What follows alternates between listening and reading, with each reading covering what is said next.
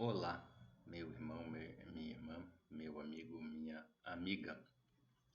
Estamos de volta ao nosso estudo de Apocalipse e hoje, seguindo para o capítulo 4.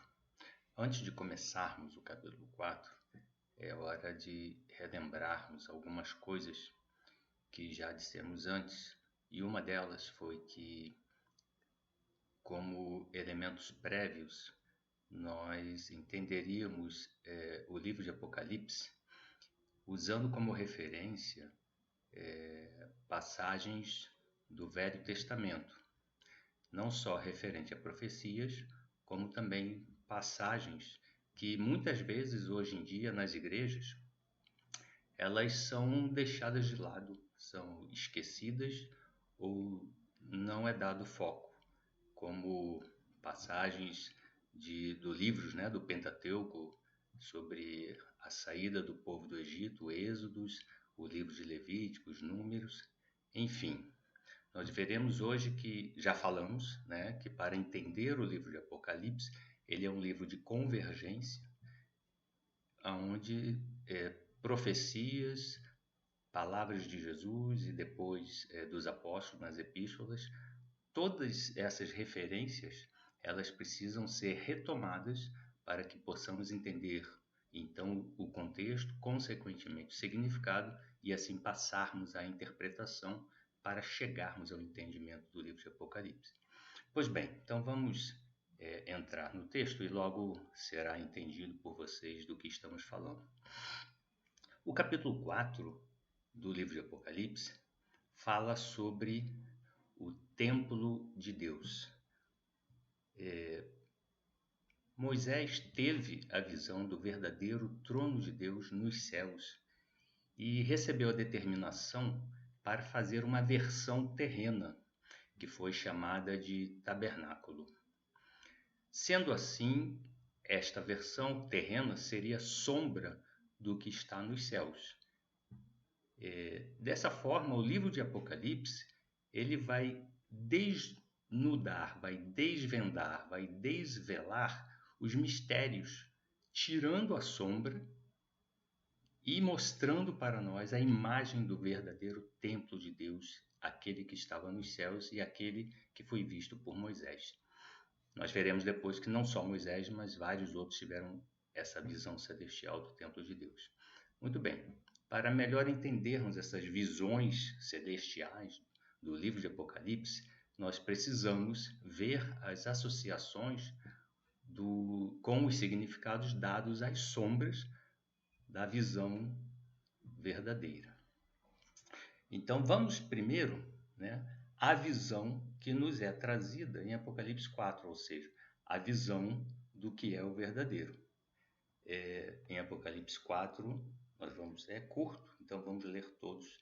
Diz assim: Depois destas coisas, olhei e eis que estava uma porta aberta no céu, e a primeira voz, que como de trombeta ouvira falar comigo, disse: Sobe aqui e mostrar-te-ei as coisas que depois destas devem acontecer. Nós já vimos que esse versículo 1 do capítulo 4, ele se refere ao versículo 19 do capítulo 1. Como já falamos, vamos seguir em frente. Versículo 2. E logo fui arrebatado em espírito, e eis que um trono estava posto no céu, e um assentado sobre o trono. E o que estava assentado era, na aparência, semelhante à pedra jaspe e sardônica. E o arco celeste estava ao redor do trono e parecia semelhante à esmeralda. E ao redor do trono havia 24 tronos, e vi assentados sobre os tronos 24 anciãos vestidos de vestes brancas, e tinham sobre suas cabeças coroas de ouro. E do trono saíam relâmpagos e trovões e vozes, e diante do trono ardiam 7 lâmpadas de fogo, as quais são os 7 Espíritos de Deus. E havia diante do trono como mar de vidro, semelhante ao cristal. E no meio do trono e ao redor do trono, 4 animais cheios de olhos por diante e por detrás. E o primeiro animal era semelhante a um leão, e o segundo animal semelhante a um bezerro. E tinha o terceiro animal, o rosto como de homem, e o quarto animal era semelhante a uma águia voando. E os 4 animais tinham, cada um por si, 6 asas, e ao redor e por dentro estavam cheios de olhos e não descansam, nem de dia nem de noite, dizendo: Santo, Santo, Santo é o Senhor, o Todo-Poderoso, que era e que é e que há de vir.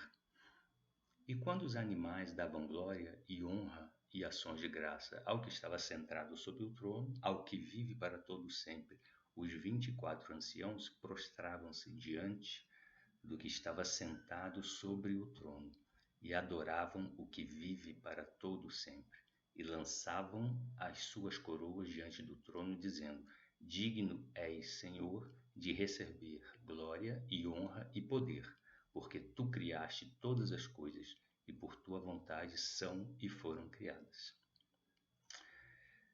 Muito bem, não é nenhuma novidade que a Moisés foi ordenado que fizesse o tabernáculo terreno, né, tendo como molde o exemplo das coisas celestiais que foram vistas no Monte Sinai. Isso, como já falamos, estava em Êxodo. Então veremos em Êxodo 25, 8 e 9. E me farão um santuário e habitarei no meio deles, conforme a tudo o que eu te mostrar, para modelo do tabernáculo e para modelo de todos os seus pertences. Assim mesmo fareis. Atenta, pois, que o faças conforme ao seu modelo que te foi mostrado no monte. Êxodo 25, 40. Antes de seguirmos, o interessante, então, tudo que lemos agora no capítulo 4 do livro de Apocalipse, nós veremos que é exatamente a visão que Moisés teve. Ou seja, Moisés teve a visão do céu que agora está sendo repetida e manifestada para todos nós no livro de Apocalipse. Então é extremamente importante que nós saibamos o que são essas coisas e o que elas significam. E muito interessante a gente ver que precisa voltar ao início do Velho Testamento, né, ao início das Escrituras, para poder ver o que Deus havia mostrado a Moisés e o significado que ele atribuiu a elas, porque elas estavam referentes a coisas futuras. Então, para mostrarmos que ainda há coisas que servem como referência para a gente, mesmo hoje em dia, que estão no Velho Testamento, que estão nas Escrituras. Em Êxodo 24, de 9 a 10. E subiram Moisés e Arão, Nadab e Abiú, e 70 dos anciãos de Israel, e viram o Deus de Israel. E debaixo de seus pés havia como que uma pavimentação de pedra de safira, que se parecia com o céu na sua claridade. E Deus segue dizendo o que Moisés deveria fazer. Farás um propiciatório, isso agora estamos em Êxodo 25, de 17 a 22. Também farás um propiciatório de ouro puro, e o seu comprimento será de 2 côvados e meio, e a sua largura de 1 côvado e meio. Farás também 2 querubins de ouro batido os farás nas 2 extremidades do propiciatório. Farás um querubim na extremidade de uma parte e o outro querubim na extremidade da outra parte, de uma só peça com o propiciatório. Fareis os querubins nas 2 extremidades deles. Os querubins estenderão as suas asas por cima, cobrindo com elas o propiciatório. As faces deles, uma defronte da outra, as faces dos querubins estarão voltadas para o propiciatório. E porás o propiciatório em cima da arca, depois que houveres posto na arca o testemunho que eu te darei. E ali virei a ti e falarei contigo de cima do propiciatório, do meio dos 2 querubins, que estão sobre a arca do testemunho. Tudo o que eu te ordenar para os filhos de Israel.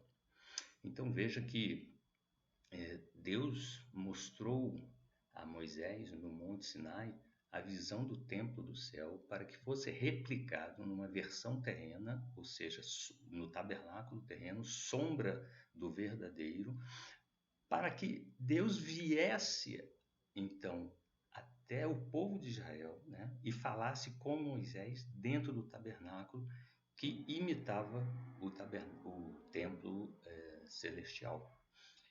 E essas coisas, então, que estavam no tabernáculo terreno, imitavam as coisas do templo celestial, ou seja, para que Deus de fato viesse e ele estava replicando as coisas celestiais, né, para que ele viesse e mantivesse assim a imagem das coisas que seriam, como de fato seriam no futuro. Interessante perceber que o nível de detalhe foi tal que até os querubins e o trono de Deus foram representados nesses modelos terrestres. E representados de forma que nós veremos a descrição, né? Os querubins eram animais que voavam. Como que isso poderia ser representado? Podemos observar pela descrição do texto de Êxodo 26, de 30 a 36, o que veremos agora, a arrumação do templo de Deus. Então levantarás o tabernáculo conforme ao modelo que te foi mostrado no monte. Depois farás um véu de azul e púrpura e carmesim e de linho fino torcido, com querubins de obra-prima se fará. E colocá-lo-ás sobre 4 colunas de madeira de acácia, cobertas de ouro. Seus cochetes serão de ouro sobre 4 bases de prata. Pendurarás o véu debaixo dos colchetes e porás a arca do testemunho ali dentro do véu. Então o véu aqui passou a ser uma cortina que fazia a separação entre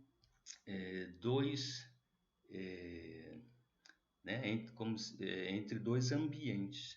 Quando, na verdade, isso para que fosse representado, mas no céu não era uma cortina, eram querubins, né? Eram animais viventes que ficavam ao redor do trono de Deus. Por isso que Deus diz para colocar o véu, colocar a arca do testemunho, que tinha a tampa do propiciatório, depois do véu, e no chamado Santo dos Santos, e no templo, e no lado chamado simplesmente Tabernáculo dos Santos, ficava à disposição, nós veremos adiante, a mesa com a menorá, né, que era o candelabro, a mesa da proposição com os pães ázimos e ainda o altar do incenso. Então no céu não tinha esse véu, no céu o que há é a coisa dinâmica e verdadeira, a imagem real, como está descrito em capítulo 4 de Apocalipse. Eram os querubins que ficavam fazendo uma separação, né? Eles ficavam fazendo ali como se fosse uma restrição de acesso ou uma delimitação ao acesso de Deus. Então, para se chegar ao trono de Deus, você teria que passar pelos querubins, né? Ou nós veremos aqui no caso Apocalipse 4, pelos serafins. Muito bem, ainda seguindo. Então pendurarás o véu debaixo do colchete, porás a arca do testemunho ali, dentro do véu. E este véu vos fará separação entre o santuário e o lugar santíssimo. E porás a coberta do propiciatório sobre a arca do testemunho no lugar santíssimo. E a mesa porás fora do véu, como falamos, né, em outro ambiente. E o candelabro defronte da mesa, ao lado do tabernáculo, para o sul, mas a mesa porás ao lado do norte. Farás também para a porta da tenda uma cortina de azul e púrpura e carmesim, e de linho fino, torcido de obra de bordador. Esta não tem os querubins, e essa é a porta da entrada da tenda. É muito importante depois, então, que você releia, né, o livro de Êxodo, que fala exatamente sobre isso e dá mais detalhes para ter. Mas aqui estão os textos principais. Vamos agora ver sobre, então, o que significa cada elemento comparado a Apocalipse aqui. A organização do templo, então, como é que ela ocorre, né? Através da representação do verdadeiro em relação à sombra que foi estabelecido no tabernáculo terreno, pela visão que Moisés teve do verdadeiro. Então, a tampa do propiciatório representa o trono de Deus. A arca do testemunho, que contém o bordão de Arão, o maná e contém as tábuas da lei, elas representam o coração de Deus. O véu, né, ele que contém o desenho dos querubins, então o véu que faz a separação entre o Santíssimo e o Santo dos Santos, o Santíssimo ou o Santo dos Santos e o lado do santuário, onde entravam os sacerdotes, o véu então representa exatamente a delimitação de espaço do acesso a Deus especificamente, que era, né, que é no céu representado pelos seres viventes, que são querubins ou serafins. A menorá ou luminárias representam os 7 espíritos de Deus, ou os 7 anjos de Deus, que falamos quando fizemos ressalva quando falamos no vídeo referente às 7 igrejas. O altar de incenso, ele representa a oração dos santos que são levadas a Deus. A mesa da proposição com os pães ázimos representam os anciãos, filhos de Deus nascidos em espírito, santificados e escolhidos por Deus e Jesus. Esses filhos de Deus aqui, nascidos em espírito, estamos falando daqueles que, terrenos como nós, que creram em Jesus e que foram indicados para fazer parte, né, da proximidade de Deus e de Jesus. E, em breve voltaremos a falar sobre quem são esses, identificando-os especificamente. A pavimentação de pedra de safira seria o piso do templo de Deus, que também é chamado de mar de vidro, que representa o firmamento, que é toda a parte entre a terra e o céu. Assim sendo, o tabernáculo que foi feito por Moisés era a sombra, então, das coisas celestiais. E temos em Hebreus 8,5 que confirma isso, né? Os quais servem de exemplo e sombra das coisas celestiais, como Moisés divinamente foi avisado, estando já para acabar o tabernáculo, porque foi dito, olha, faze tudo conforme o modelo que no monte se te mostrou. Realmente fez com todos os detalhes, né, que observamos, que descrevem exatamente as coisas que são descritas nas visões celestiais em todo o Apocalipse, principalmente nos capítulos 4 e 5. Em Hebreus 9, de 1 a 5, nós temos uma referência a isso, né, que diz, ora, também a primeira tinha ordenanças de culto divino e um santuário terrestre, porque um tabernáculo estava preparado, o primeiro, em que havia o candeeiro e a mesa e os pães da proposição, e é o que se chama o santuário. Mas depois do segundo véu estava o tabernáculo que se chama o Santo dos Santos, ou Santíssimo, que tinha o incensário de ouro e a arca da aliança, coberta de ouro, toda em redor, em que estava um vaso de ouro que continha o maná e a vara de Arão, que tinha florescido, e as tábuas da aliança. E sobre a arca os querubins da glória, que faziam sombra no propiciatório, das quais coisas não falaremos agora particularmente. Na verdade, o autor de Hebreus está devendo, né, para a gente falar sobre a sombra que os querubins faziam no propiciatório. Enfim, está nos devendo essa. Ou seja, a lei com o tabernáculo, os serviços sacerdotais e as festas judaicas são sombras das coisas futuras que haveriam de vir ou que haveriam de se cumprir mais adiante ou bem adiante. Porque tendo a lei a sombra dos bens futuros e não a imagem exata das coisas. Hebreus 10, 1. Ainda outras descrições, né, sobre a visão do templo que existem nas Escrituras ou no Velho Testamento, não só vistas por Moisés, mas também por outros autores. Então, exemplo, no livro de Ezequiel 1:22, Ezequiel capítulo 1, no versículo 22, temos: E sobre as cabeças dos seres viventes havia uma semelhança de firmamento, com a aparência de cristal terrível, estendido por cima sobre as suas cabeças. Versículo 26 do capítulo 1 de Ezequiel. E por cima do firmamento, que estava por cima das suas cabeças, havia algo semelhante a um trono que parecia de pedra de safira, e sobre essa espécie de trono havia uma figura semelhante à de um homem, na parte de cima sobre ele. Ainda em Ezequiel 1:28. Como o aspecto do arco que aparece na nuvem no dia da chuva, assim era o aspecto do resplendor em redor. Este era o aspecto da semelhança da glória do Senhor. E vendo isto, caí sobre o meu rosto e ouvi a voz de quem falava. Então, aqui era o profeta Ezequiel que caiu para ouvir a voz que falava. Mas temos também em Daniel: Eu continuei olhando até que foram postos uns tronos, e um ancião de dias se assentou, e sua veste era branca como a neve, e o cabelo da sua cabeça como a pura lã. E o seu trono era de chamas de fogo, e as suas rodas de fogo ardente. Um rio de fogo manava e saía de diante dele. Milhares de milhares o serviam, e milhões de milhões assistiam diante dele. Assentou-se o juízo e abriram-se os livros. Daniel 7, de 9 e 10. Em Isaías também há a descrição sobre o trono de Deus, que apresenta o mesmo tipo de seres viventes do Apocalipse, conhecidos como serafins, e tem como característica possuírem 6 asas e um rosto cada um. Aliás, essas são as duas únicas referências aos serafins encontradas em toda a Bíblia.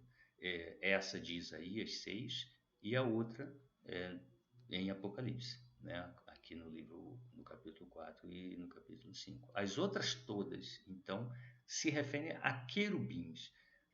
A diferença do serafim para o querubim: o serafim tem 6 asas e um rosto cada um, sendo que os 4 serafins que aparecem em Apocalipse, um tinha rosto de homem, outro tinha rosto de bezerro, outro tinha rosto de leão e outro tinha rosto de águia. Os querubins, cada um tem 4 asas e cada um tem 4 rostos. E os 4 rostos de cada querubim são exatamente esses mesmos rostos. Um tem rosto de homem, outro rosto do mesmo querubim tem o rosto de bezerro, outro rosto do querubim tem o rosto de leão e o outro rosto do querubim, totalizando 4, tem o rosto de águia. Em Isaías 6, de 1 a 3. No ano da morte do rei Uzias, eu vi o Senhor assentado sobre um alto e sublime trono, e as abas de suas vestes enchiam o templo. Serafins estavam por cima dele. Cada um tinha 6 asas. Com 2 cobria o rosto, com 2 cobria os pés e com 2 voava. E clamavam uns para os outros, dizendo: Santo, Santo, Santo é o Senhor dos exércitos. Toda a terra está cheia da sua glória. Então, quem são os 4 seres viventes em torno do trono de Deus em Apocalipse 4 e 5? Nós já respondemos, né? Pela quantidade de asas, eles certamente são serafins. Mas podemos perceber que, mesmo assim, tem características comuns entre os serafins e os querubins. Então, leiam depois com atenção as referências que demos de Daniel e Ezequiel 1, Ezequiel 10, para que vocês possam ver outras características mencionadas nesses textos. Antes de finalizarmos o capítulo 4, importa percebermos a diferença que há entre a sombra e a realidade celestial, ou seja, entre a promessa e a realização, e entre a esperança e a consumação do que é esperado. Estamos falando, então, entre a diferença do que foi experimentado pelo povo de Israel no Monte Sinai e do lugar que chegamos pela fé na propiciação e aspersão do sangue de Jesus no lugar santíssimo do verdadeiro templo de Deus nos céus. Então vamos ouvir com atenção uma descrição que está em Hebreus 12, de 18 a 29, que mostra exatamente essa diferença. E isso é para que você, meu irmão, quando eu digo você, eu, né, e todos nós que estamos na face da terra, que cremos em Deus como único Senhor, cremos em Jesus Cristo como nosso Senhor e Salvador, que exercitemos a nossa fé chegando ao trono de Deus, ao verdadeiro trono de Deus que está nos céus, com a plena confiança. Então, a demonstração da diferença está no texto de Hebreus 12, de 18 a 29, que deve ser lido e refletido muito por cada um de nós. Diz assim: porque não chegastes ao monte palpável, aceso em fogo, e à escuridão, e às trevas, e à tempestade, e ao sonido da trombeta, e à voz das palavras, a qual os que a ouviram pediram que se lhes não falasse mais, porque não podiam suportar o que se lhes mandava. Se até um animal tocar o monte, será apedrejado, ou passado com um dardo. E tão terrível era a visão que Moisés disse: estou todo assombrado e tremendo.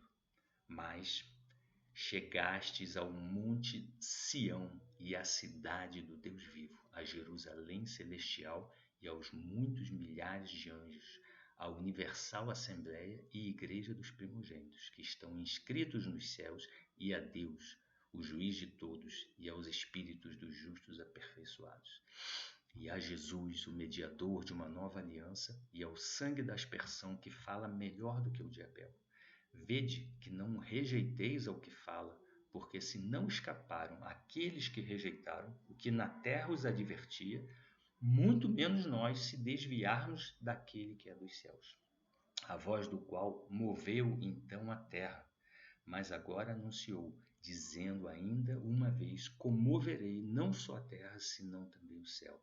E estas palavras, ainda uma vez, mostram a mudança das coisas móveis como coisas feitas, para que as imóveis permaneçam. Por isso, tendo recebido um reino que não pode ser abalado, retenhamos a graça, pela qual sirvamos a Deus agradavelmente, com reverência e piedade, porque o nosso Deus é um fogo consumidor. Glória a Deus. Veja que interessante aqui, que ele faz, além da comparação, aonde o povo de Israel chegou e aonde nós chegamos hoje em dia, né, hoje em dia, a partir da vinda de Jesus, nós agora estamos diante do trono de Deus. Esse que foi desnudado aqui, conforme o capítulo 4 de Apocalipse. Mas ele faz uma ressalva: olha, fique atento. Se aqueles que foram orientados por um intermediador terreno, eles não passaram incólumes pela justiça de Deus na travessia do deserto, sede vós atentos ao que diz aquele que é do céu, né? Para que nós não rejeitemos a esse que fala, porque aqueles não escaparam e foram rejeitados à sua entrada na terra prometida. Então, muito menos nós, se nos desviarmos daquele que é dos céus, ou seja, nós estamos sendo alertados e orientados diretamente por Jesus. Então, como já dissemos, né, em outros vídeos, precisamos estar atentos de coração, de alma, de espírito, atentos às palavras reveladas no livro de Apocalipse, para que a gente não se desvie. Agora, o interessante é o final, né, quando ele diz que aquele que, quando veio, comoveu a terra, agora na sua volta comoverá, abalará não só a terra, como também os céus. E isso nós já falamos, a vinda, a volta de Jesus se dará exatamente com grandes eventos astronômicos, né? Depois voltaremos a falar sobre isso, mas isso já está nos textos, no resumo que nós já mencionamos, nos textos pronunciados por Jesus nos evangelhos. Muito bem, então finalizando aqui o capítulo 4, o caminho foi aberto, o caminho ao trono de Deus, ao verdadeiro templo de Deus que está nos céus, lugar da habitação de Deus. Então, esse caminho ele foi aberto pelo sacrifício de Jesus para o acesso ao trono de Deus, conforme Hebreus 12. A revelação de Apocalipse, né, no capítulo 4, manifesta as características do verdadeiro templo de Deus. E vimos que elas são, obviamente, semelhantes, porque este é o verdadeiro e o que foi feito por Moisés era a sombra. E para que haja melhor comunicação de Deus com seus filhos, implica que saibamos a linguagem de Deus, que é a sua palavra, para entendermos o que ele diz. Por isso que nós aqui visitamos o que estava nas Escrituras no Velho Testamento, para que a gente possa entender o significado. Ou seja, mostra que a revelação em Apocalipse, ela é do coração de Deus para o coração do homem, pelo lugar da sua morada, pois nada mais íntimo do que abrirmos e mostrarmos o lugar da nossa habitação, como quem abre a porta para uma visita que foi convidada e aguardada. Senhores, é exatamente isso o que acontece no capítulo 4 de Apocalipse. Deus está abrindo e mostrando o lugar da sua habitação. E para aqueles que foram eleitos, escolhidos, chamados, como já repetimos várias vezes, né, para que pela fé em Jesus possa ser consumada então a salvação na volta de Cristo. Então, meus irmãos, mantenhamos sempre, né, esse alvo para que sigamos a nossa carreira proposta, olhando para o alvo que é Cristo, e assim estejamos preparados para a sua volta. Vamos seguindo, né? Obviamente, então terminamos hoje por aqui, mas eu quero finalizar dizendo que a todos está aberto o convite de Deus e de Jesus para que chegar ao templo verdadeiro é desta forma, é pelo caminho, né? Eu sou o caminho, a verdade e a vida. Então, Jesus Cristo é o único, ele é o caminho, não é relativo, é absoluto, ele é o único que pode conduzir a cada um de nós até a presença de Deus, porque para isso nós precisamos ser redimidos pelo Cordeiro Imaculado e nós resgatados por ele, e nós precisamos ser remidos, ou seja, ter o perdão dos nossos pecados pelo sacrifício feito por esse Cordeiro Imaculado, que é Jesus Cristo. Então ele é o caminho para que cada um, todo aquele que nele crê, pela fé no seu coração, guardada e mantida até a sua volta, assim possamos estar com ele. Que Deus abençoe a todos nós e até o próximo vídeo.